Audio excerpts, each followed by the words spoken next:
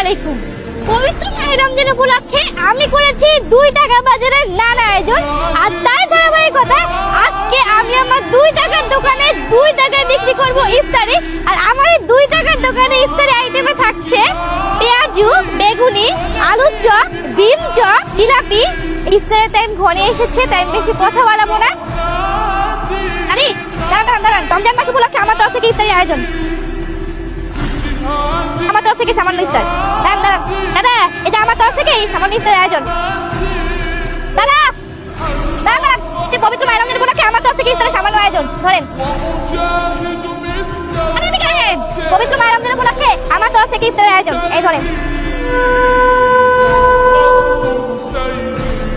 আমি আজকে আমার তরফ থেকে ইফতারের আয়োজন করেছি, এই যে। বেচা কিনা করবেন না, খাইবেন না। ওই যে ইফতারে সবাই খাইবেন না।